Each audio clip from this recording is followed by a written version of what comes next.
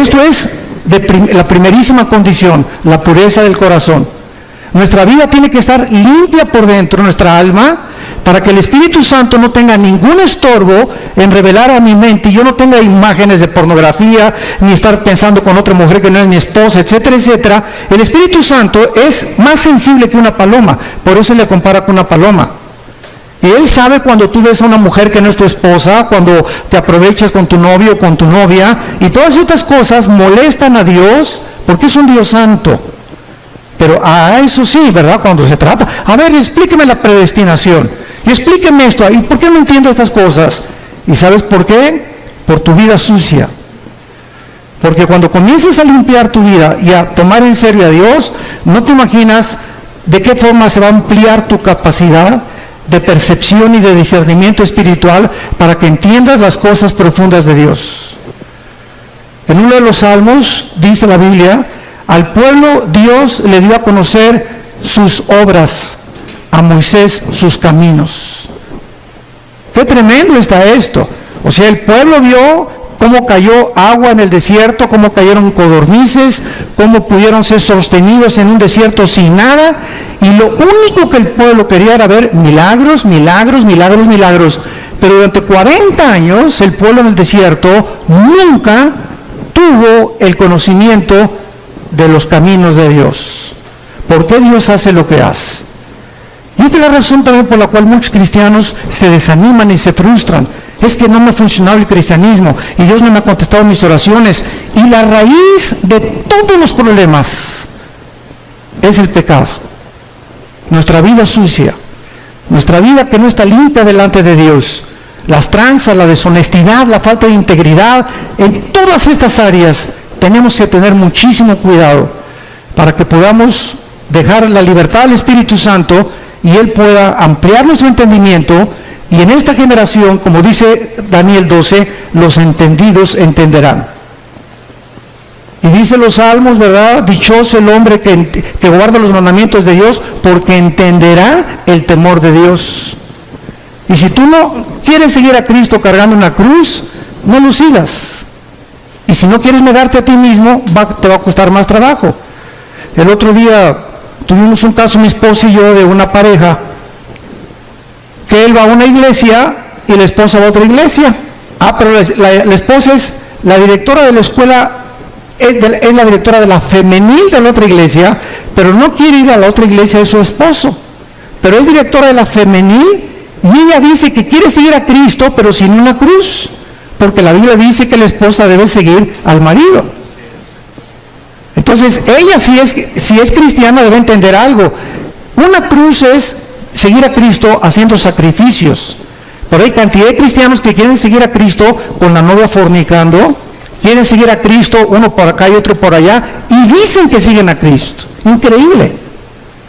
Y a Jesús no lo sigues así. Implica sacrificio seguir a Cristo. Tenemos que entender esto y negar nuestros intereses personales. Una mujer de Dios dice: Padre Santo, me gusta mi iglesia, pero mi esposo va a otra iglesia y a menos que no sea una secta, no tienes por qué seguirlo, pero no es una secta, era otra denominación.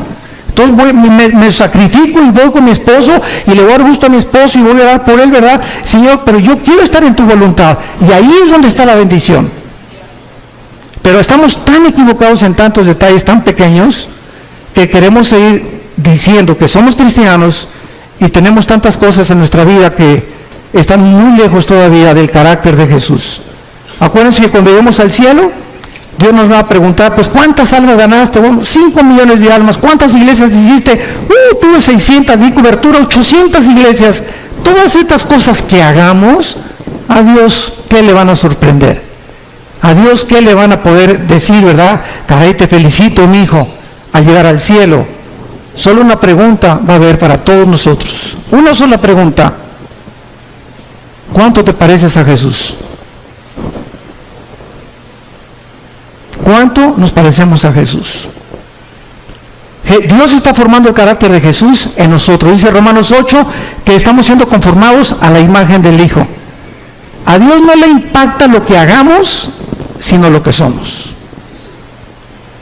Hay misioneros que yo conozco y pastores que tienen en toda su vida ganaron 4, 5, 6 almas, o tuvieron discípulos como el que nos guió a mi hermano Alejandro y a mí, un misionero norteamericano bautista que nos ganó para Cristo, y ganó solamente a 7 personas. Él oró por 7 discípulos.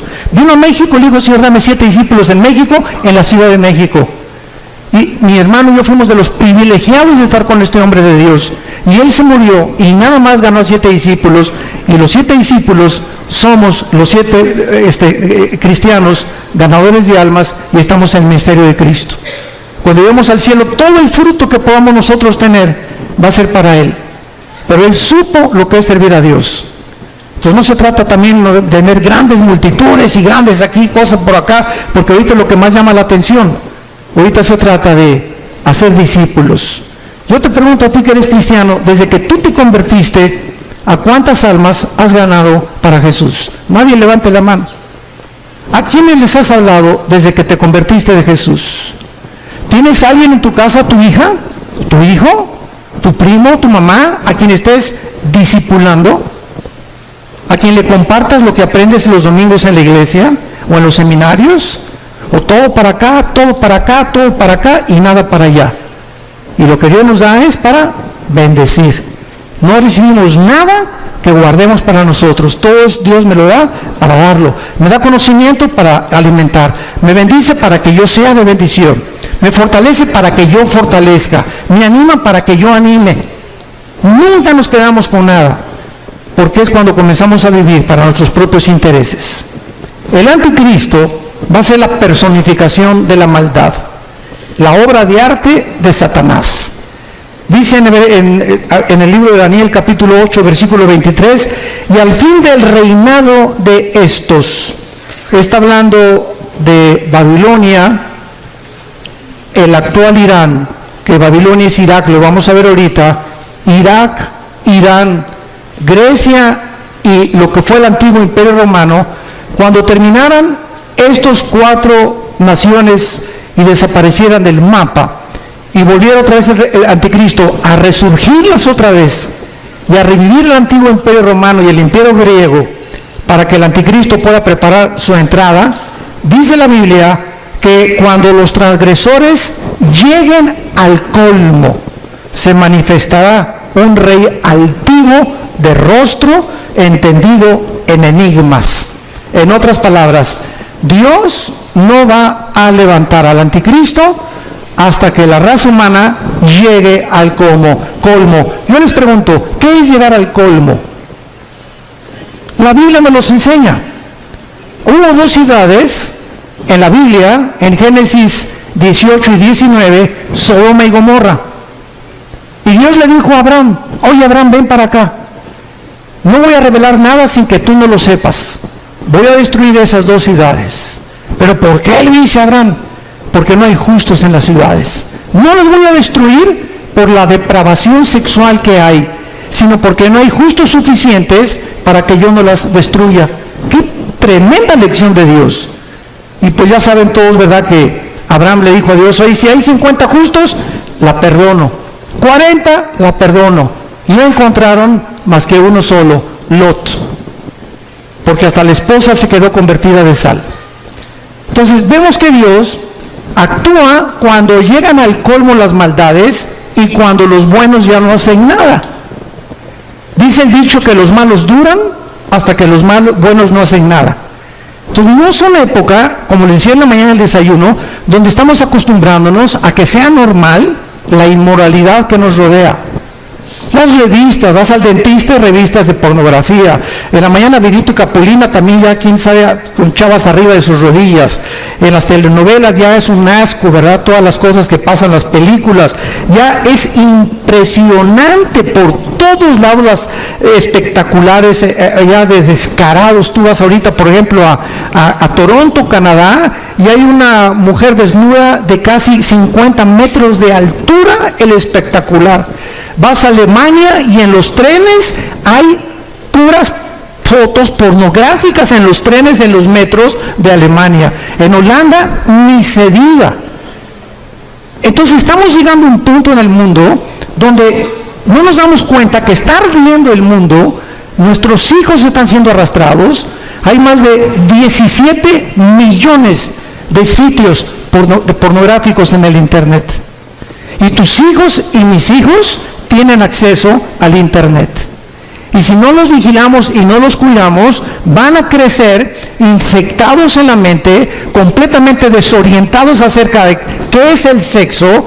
Y esta es la razón por la cual hemos llegado ya al punto que Estados Unidos, si el Partido Demócrata hubiera ganado la elección, hubieran votado por los elementos transgénero en junio de este año. Porque el expresidente Obama autorizó que hubiera baños en Estados Unidos donde los niños pudieran usar el de las niñas y el de las niñas, los niños, si los niños se sentían que no eran niñas o que no eran niños. Este es el colmo. En el junio del año pasado se legalizó los matrimonios gays en Estados Unidos. Y vemos así que está creciendo la maldad, y lo dice así, cuando los transgresores lleguen al colmo. La pregunta es esa. Mañana vamos a hablar de la destrucción de la familia. ¿Hemos llegado al colmo? Hoy en la mañana vimos un testimonio, ¿verdad?, de un expolítico donde nos expuso claramente la corrupción impresionante que hay en esos medios. Pero ya no me sorprende, porque el director de la FIFA, de la Federación de Fútbol Soccer, lo encontraron corrupto. Están demandando a 2 o 3 jugadores estrellas por corruptos también ahora. O sea, en los banqueros, en el deporte, en los artistas, en todos lados. Un cantante famoso ahorita que le dicen el Sol de México, que quién sabe cuántos debe, que defraudó no sé qué tantas cosas. Y por todos lados estamos encontrando que ahora sí que el que no tranza no avanza. Y es una cosa normal que se está manifestando en la sociedad. Cuando los transgresores llegan al colmo, se levantará un rey altivo de rostro y entendido en enigmas. Muy bien, vamos ahorita a ver un retrato muy claro de lo que es el Medio Oriente. ¿Saben ustedes en qué parte del mundo se encontraba el huerto del Edén? Dice Génesis 2, y nos da la clave, donde estaban 2 ríos, el Éufrates y el Tigris. El río Tigris nace en Turquía y recorre todo el Medio Oriente, son como más de 2.000 kilómetros, y desemboca en el Golfo Pérsico. Y es en esa área geográfica, entre el río Tigris y el río Éufrates, donde se encuentran las 2 naciones, ahorita en el siglo XXI, donde nació la civilización y donde se encuentra la olla hirviendo y el conflicto que va a desembocar en la Tercera Guerra Mundial, que hablaré en la otra conferencia de esto. En esta zona entre Irak, que en la Biblia aparece con el nombre de la tierra de Sinar, la tierra de los caldeos o Babilonia, y Siria, que aparece como Asiria, vemos que antes la Mesopotamia, o la división entre 2 ríos, que es lo que significa la palabra Mesopotamia, estaban Irak y Siria unidas, no estaban separadas. Líbano, Jordania, Irak, Egipto, hasta 1930, cuando sacaron los ingleses a los otomanos turcos, que gobernaron casi 500 años el Medio Oriente. Los ingleses lo sacaron, y cuando los ingleses repartieron el Medio Oriente y le dijeron a los judíos, ustedes en ese pedacito, ustedes en Saudi Arabia, ustedes aquí, ustedes allá, Francia e Inglaterra repartieron casi todo el Medio Oriente, y se formó el Medio Oriente tal como lo encontramos nosotros. Y si el Medio Oriente no se hubiera repartido en la forma en la que se encuentra, estas profecías no se hubieran cumplido. Entonces es increíble cómo la providencia divina en la historia se va manifestando en los caminos de Dios, y cuando estamos atentos a lo que la Biblia dice, descubrimos que nos encontramos verdaderamente, como lo vamos a demostrar, en la última generación. Hemos llegado al final de la historia humana, damas y caballeros. Prepárate para encontrarte con tu Dios, porque se viene sobre el mundo como tú no te imaginas. Así las cosas, así se van a venir. Y dichosos y felices aquellos que no están en glotonería ni en los placeres de la vida, ¿verdad? Y que han tomado en serio a Dios, que se han santificado, que se han limpiados, porque de ellos es el reino de los cielos. Entonces, la zona de Irak fue donde el huerto del Edén estuvo. Génesis 2, del 2 al 10. Fue en Irak donde se encontraba Satanás cuando Dios puso el huerto del Edén. Y ¿Y de qué tamaño creen ustedes que es el huerto del Edén? ¿Se han preguntado? Tendría 10 kilómetros cuadrados, 1 hectárea, 4,000 metros cuadrados. ¿Qué tan grande es el huerto del Edén? Bueno, el huerto del Edén no era más que una pequeña zona geográfica en el Medio Oriente, lo que es ahorita Irak y Siria, y la demás parte de la tierra estaba despoblada. Pero ya los ángeles caídos estaban en el planeta Tierra, junto con Satanás, cuando Dios colocó a la primer pareja en el huerto del Edén. Y cuando Dios crea a Adán y Eva, las flores no tenían espinas, los leones no mordían, no había veneno en los alacranes, ni tampoco en las víboras, no había tormentas, no había tsunamis, no había nada de lo que nosotros estamos experimentando siglos después. Cuando Adán y Eva peca, esto es muy importante, cuando Adán y Eva peca, Dios había asociado la creación a ellos. Si ellos permanecían en comunión con Dios, Dios bendecía la creación. Pero si ellos pecaban, escuchen esto, cuando pecaron, su genoma fue alterado. No sé cuántos sepan lo que es el genoma. Fue el proyecto con el cual terminó el siglo XX el presidente Clinton y el doctor Collins, que es la investigación del ADN o del ácido desoxirribonucleico que se encuentra en cada una de las células.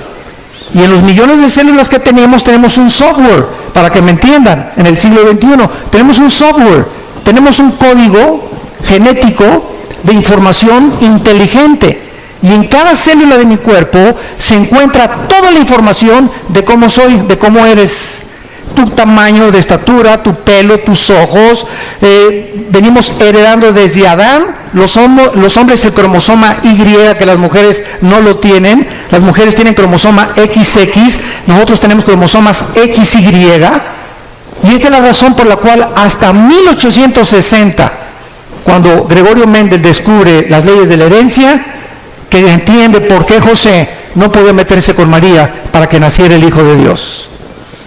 Pasaron 2000 años. ¿Por qué José no tuvo relaciones con María para que naciera Cristo como tú y como yo? Pero se descubren las leyes de la herencia. En 1954 el doctor Crick y el doctor Watson descubren la hélice del ADN. El siglo XX termina con el descubrimiento más grande científico de la historia, el proyecto del genoma humano, donde dice el presidente Clinton en la Casa Blanca: hemos entrado por primera vez a descubrir el libro de la vida. Y desde que el hombre comienza a introducirse en el ADN y a investigar el ADN, que es lo que determina nuestra genética de cada uno de nosotros, descubren la mayor parte de los científicos ateos que era imposible que viniéramos de Chita. Que la mentira y el fraude intelectual más grande del siglo XX, darwiniano, como decía el ministro de propaganda de Adolfo Hitler, Joseph Goebbels, cuando una mentira se predica 10 años, 100 años, se acaba aceptando como una verdad. Entonces comienza el siglo XXI y cantidad de científicos ahorita ateos, que estamos viéndolos en internet, se están convirtiendo porque el ADN niega que el ADN de un mamut sea igual al de un camello o al de un rinoceronte, o el ADN del chango sea igual al de la águila, o el del águila sea igual al del halcón. Y cada uno de nosotros tenemos en cada especie, porque hay 4 especies: la especie humana, la especie animal, la especie de las aves y la especie de los peces. Y no venimos las 4 especies que hay, las 4 características o elementos que forman el mundo que nos rodea. Ninguno tiene el mismo ADN, como ninguno tiene las mismas huellas digitales. Increíble. Entonces comienza la ciencia a ser revolucionada y entendemos que cuando Adán y Eva pecaron, cambió la genética de la creación. Las rosas comenzaron a crecer con espinas. Los animales se comenzaron a volver feroces. Comenzó la naturaleza a volverse enemiga de nosotros, con tornados, con huracanes, con inundaciones, etcétera, etcétera.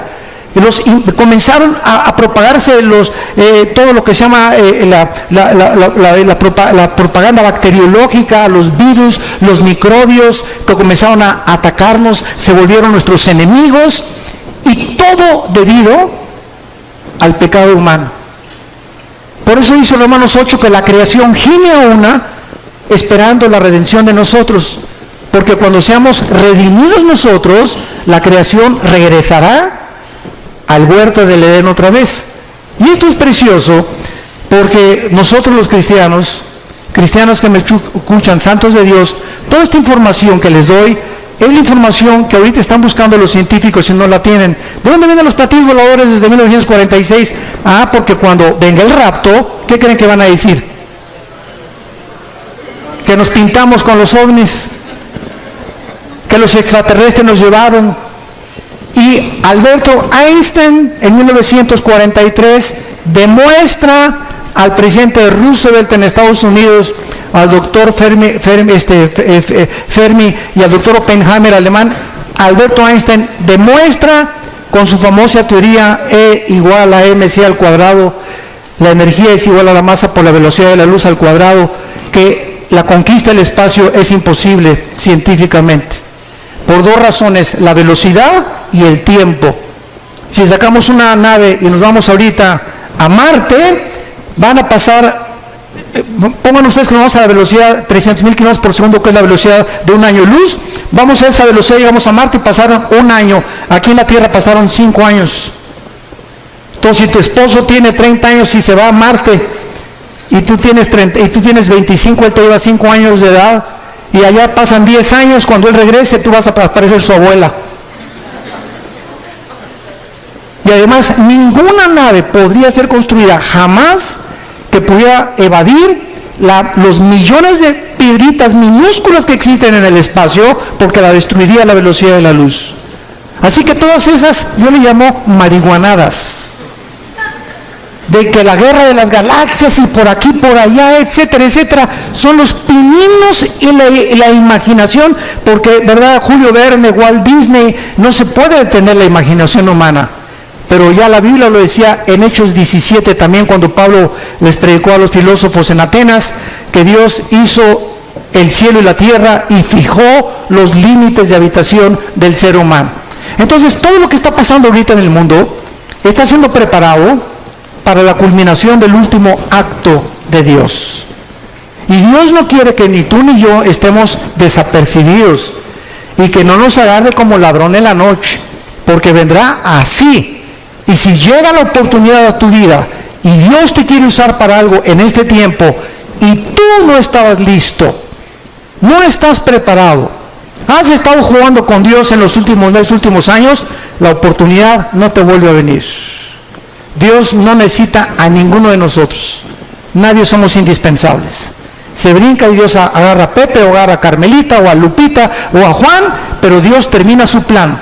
Nos da el privilegio que seamos nosotros los que le sirvamos. Aprovechémonos de este privilegio. En tercer lugar, ahí fue en Irak donde cayó el ser humano. En cuarto lugar, ahí fue en Irak donde se profetizó, Génesis 3:15, la primera profecía de que el Mesías destruiría a la semilla de Satanás, y la semilla de Satanás bloquearía el nacimiento de la Virgen María, que sería Jesucristo. En quinto lugar, ahí se ilustró el primer evangelio, Génesis 3:21, cuando Dios viste al hombre. Es el primer evangelio predicado en imágenes. Es Dios el que nos cubre. Tiene que haber sangre derramada, porque sin derramamiento de sangre no hay remisión de pecados, y es Dios el que toma la iniciativa para salvarte y para salvarme. En esta área geográfica fue la primera rebelión contra Dios, la Torre de Babel, Génesis capítulo 11. En esta tierra Dios llamó a Abraham, de acuerdo a la Biblia, Irak y Siria. Apocalipsis 9, la quinta trompeta. Están atados los 4 ángeles más crueles y sanguinarios de toda la humanidad. Ahí donde está ahorita Irak y Siria, la guerra civil de Siria, y donde está el conflicto estrellando o con la conflagración entre el oriente y entre el occidente. Ahí se encuentra la actividad demoníaca más grande de la historia. Ya no es el Teposteco aquí en México, ni Veracruz, ni Catemaco, Veracruz. Es ahí entre Irak y Siria, donde desde la guerra del Golfo Pérsico todo el mundo volteó sus ojos. Antes de la guerra del Golfo Pérsico, 1990-91, yo le pregunté a un grupo de estudiantes que si sabían dónde estaba Irak. ¿Saben qué me contestaron? Que qué clase de medicina era esa. Que si era un nombre de una medicina. O sea, eran zonas que ni siquiera consideraban, ni siquiera yo les dije en un mapa, con un dedo, dime dónde está Irak. No lo podían localizar ningún estudiante del tercer grado de teología. Me reservo el nombre del seminario. Pero era increíble. Y desde el 90 hasta nuestros días, pues ya todo el mundo sabemos, ¿verdad? Que Irak, ¿verdad?, está junto a Israel, junto a Jordania, ¿verdad?, junto a Siria, etcétera, etcétera. Pero es el área donde ahorita la atención mundial se ha concentrado. Y el punto al que quiero llegar es el siguiente. De esta zona geográfica, entre Irak y entre Siria, saldrá el anticristo. Ahorita regresamos a Daniel, vayamos a Génesis 49 y vamos a ver con mucho detenimiento lo que en los últimos años se han tratado de especular acerca del origen del anticristo. Lo único que sabemos, o que se sabía, sin haber profundizado la Biblia, hasta hace, me acuerdo yo, 25 años, yo desde que me convertí, no sé cuántos de ustedes sepan, ¿verdad?, pero el primer mensaje que yo prediqué en mi vida, hace 40 años, fue sobre la tribulación.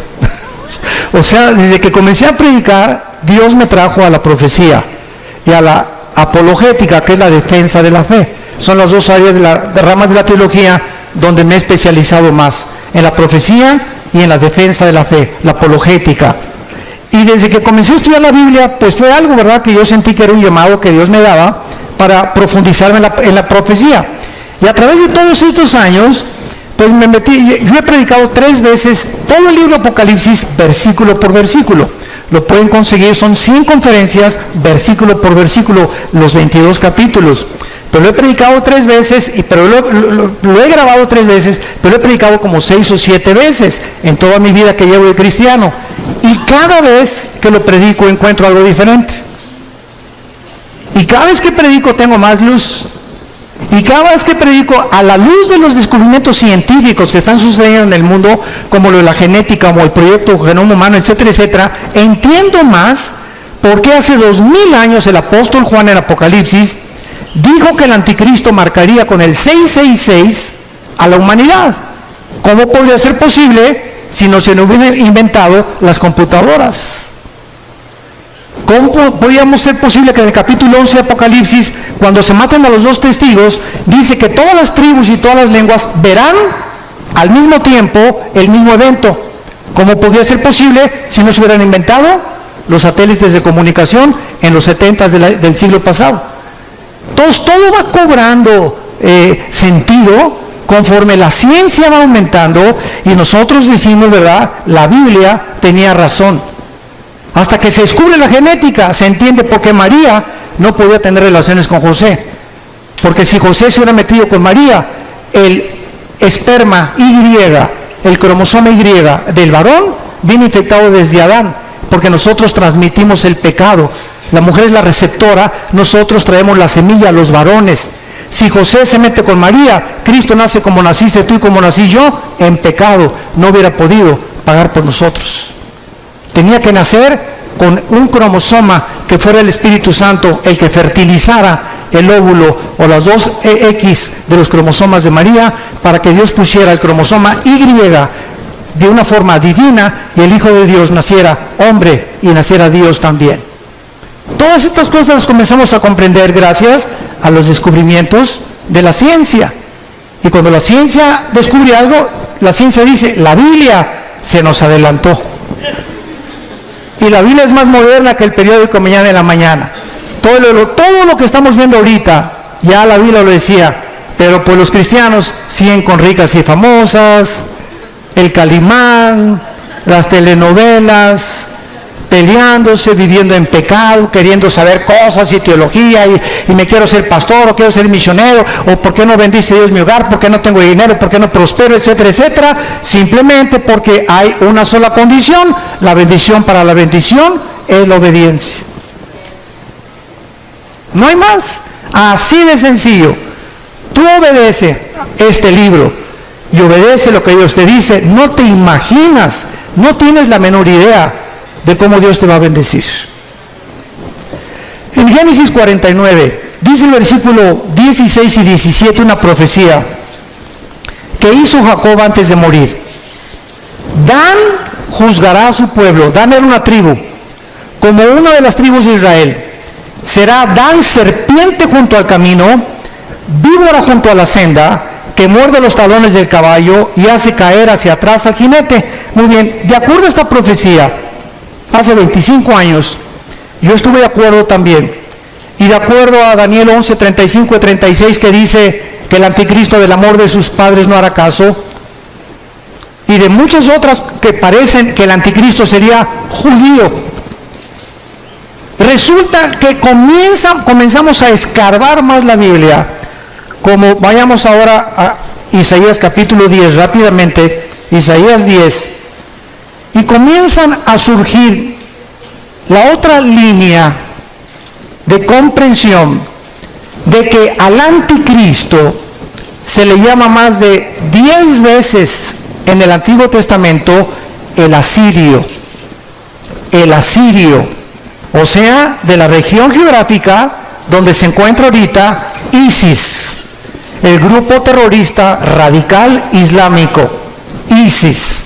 Dice así en Isaías capítulo 10, versículo 5, oh Asiria, vara y bácula de furor en tu mano he puesto mira. Le mandaré contra una nación pérfida y sobre el pueblo de mira, o sea, Israel, para que quite despojos, arrebete presa, Versículo 12, ojo, pero acontecerá que después que el Señor haya acabado su obra en el monte de Sión y en Jerusalén, ¿ya la acabó? Todos estamos de acuerdo, ¿verdad? Dios no ha terminado con Israel, no ha acabado su obra con ellos. Después que Dios acabe su obra, castigará el fruto de la soberbia del corazón del rey de Asiria y la gloria y la altivez de sus ojos. Y así ya no me da tiempo de ver todos los versículos, como en Miqueas 5, del 2 al 6, donde también se menciona al asirio viniendo contra Jerusalén en los últimos tiempos. Y entonces hay esto cuando estudiamos teología. Por un lado, hay profecías que ponemos en la balanza, que parece que el anticristo iba a ser judío.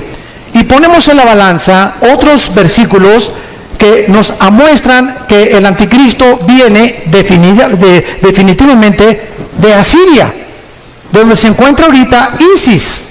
¿Cómo podemos compaginar cuando encontramos en la Biblia que se predica la predestinación, pero también se predica la responsabilidad humana? ¿Cómo podemos entender que la salvación no se pierde y unos dicen que sí se pierde la salvación? Entonces vemos aparentemente doctrinas o líneas de pensamiento que parece que se contradicen una contra la otra, pero el problema está en nuestra mente y no en Dios, en nuestra falta de comprensión. Vean ustedes este ejemplo del anticristo. Dice la Biblia que saldrá de Dan, que será judío, y dice la Biblia que se le llama el asirio. Muy bien, ¿cuál es lo que compagina o qué escrituras unen a las dos para poder entender de dónde viene el anticristo? En el año 700 antes de Cristo, apúntalo, o sea, hace 2700 años, los asirios se llevaron cautivas a las 10 tribus de Israel. 100 años después, Nabucodonosor, en el año 585 a.C., 100 años después, vino y se llevó a las últimas 2 tribus. Estas 10 tribus que se fueron a Siria hace, ¿cuánto? 2700 años, se diluyeron en el mundo entero.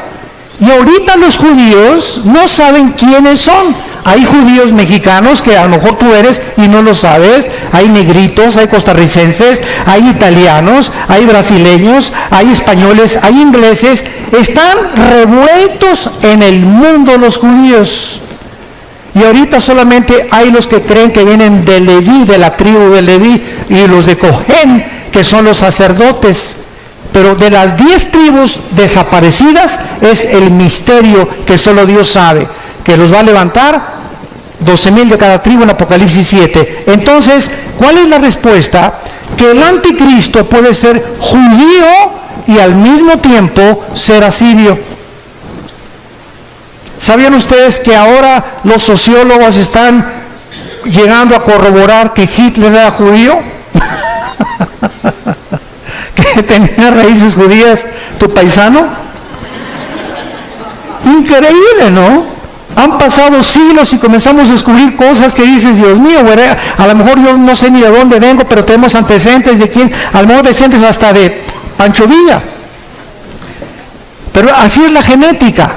Entonces el anticristo, ¿verdad?, surge geográficamente de Asiria, y es lógico, ¿verdad?, que también haya sido perteneciente a una de las tribus de los judíos, que es la tribu de Dan.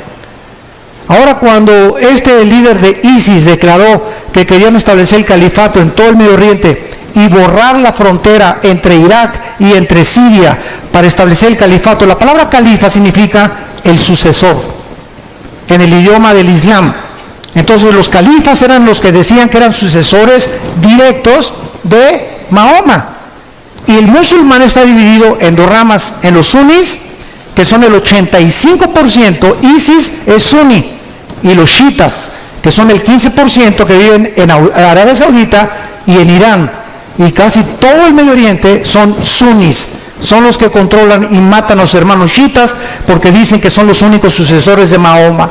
Entonces, este conflicto que está ahorita en el Medio Oriente es precisamente el que va a pavimentar la próxima guerra para que salga el anticristo, como lo mencionamos en esta mañana. El anticristo tendrá poderes sobrenaturales satánicos. Vayamos rápidamente a Apocalipsis capítulo 13 y veamos lo que el apóstol Juan menciona acerca del poder impresionante que el anticristo tendrá, y algo muy importante que les quiero compartir. La mayor parte del mundo cree que el anticristo va a gobernar el mundo entero. ¿Por qué? Porque aquí en Apocalipsis hay un versículo que dice que estará sobre todo tribu, lengua y nación. Pero lo mismo se dijo de Nabucodonosor en su tiempo. Y era tribu, lengua y nación del tiempo en que Nabucodonosor vivió y de la nación de Babilonia. Alejandro el Magno se menciona que también abarcó el mundo entero conocido. ¿Cómo sabemos que el anticristo no va a gobernar todo el mundo? Porque en Daniel 11, 40 al 45 dice que el rey del sur se levantará contra el rey del norte, harán guerra contra el anticristo tendrá que destruir Egipto, y en Apocalipsis 16, 12 al 16, dice que los reyes del oriente vienen al Armagedón, Joel capítulo 3, al valle del Megiddo o al valle de Jezreel, a pelear contra el anticristo. Entonces el anticristo va a gobernar 10 naciones nada más, 5 de Europa y 5 del Medio Oriente, que pertenecían al antiguo imperio romano, que es otra profecía del capítulo 2 de Daniel, de la estatua de Nabucodonosor, que representa los 10 dedos y los 10 cuernos de Apocalipsis capítulo 17, que tampoco nos daría tiempo de poder cubrirlo. Pero en Apocalipsis 13, dice el versículo 1, me paré sobre la arena del mar, y vi subir del mar una bestia. Y esto es interesante. ¿Por qué se llama bestia al anticristo?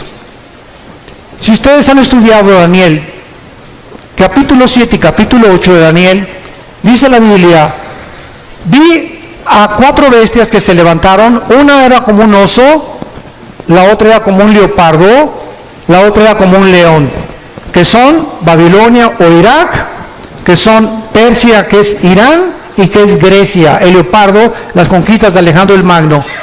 Pero cuando se descubre la 4ª bestia, no hay un nombre que el Espíritu Santo haya podido definir o adjudicarle al cuarto imperio, que es el del anticristo, más que una bestia terrible.